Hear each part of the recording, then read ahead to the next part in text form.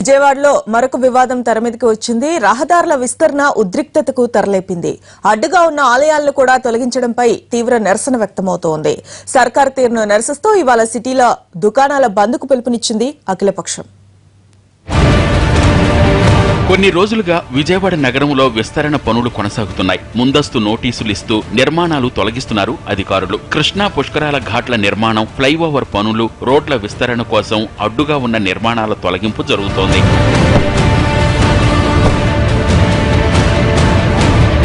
అయితే విస్తరణ పనులకు అడ్డంగా ఉన్న ఆలయాలను కూడా తొలగించడంపై నిరసన వ్యక్తమవుతోంది.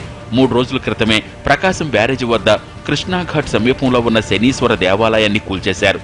తాజాగా దాని పక్కనే ఉన్న ఆంజనేయ స్వామి గుడిని కూడా తొలగించడంపై స్థానికులు మండిపడుతున్నారు. నిన్న కెనాల్ రోడ్లో ఉన్న వినాయక స్వామి టెంపుల్ ను కూడా కూల్చేస్తామని నోటీసులు ఇచ్చారు అధికారులు. ఏదైనా ఎవరికి ఇల్లు పోతే ఇల్లు ముందు కట్టేసి ఇచ్చేస్తారు. దేవుడికి ఖాళీ చేయాలి, పంపించాలి. అయితే ముందు గుడి కట్టేస్తే మన ముహూర్త ప్రకారం అక్కడ దేవుడికి ప్రొసీజర్ ప్రకారం మనం చేస్తే ఎంత ఆనందం ఉండేది. ఇప్పుడు వరకు ఇది జరిగింది, ముఘల్ కాలంలో జరిగింది, మళ్ళీ ఈ టైంలో జరుగుతుంది. సర్కార్ వైఖరిపై స్థానికులతో పాటు రాజకీయ పార్టీలు మండిపడుతున్నాయి. ఆలయాల కూల్చివేతకు నిరసనగా ఇవాళ విజయవాడలో దుకాణాల బంద్కు పిలుపునిచ్చింది అఖిలపక్షం. రేపు మనం విజయవాడ బంద్ పిలిపిస్తున్నాం.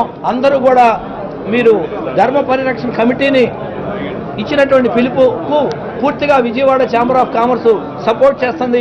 మీరందరూ కూడా సహకరించి మేము ఈ దుకాణాలన్నీ కూడా కంప్లీట్గా పూర్తిగా బంద్ చేసి ఈ రోడ్ల విస్తరణలో భాగంగా ఈ పడగొడుతున్నటువంటి దేవాలయాలను వెంటనే ఆపాలని, దేవాలయాలను పరిరక్షించాలని, ఈ ప్రజల మనోభావాలకు ఇబ్బంది లేకుండా నాయకులు చూడాలని ఈ సందర్భం కోరుతున్నాం.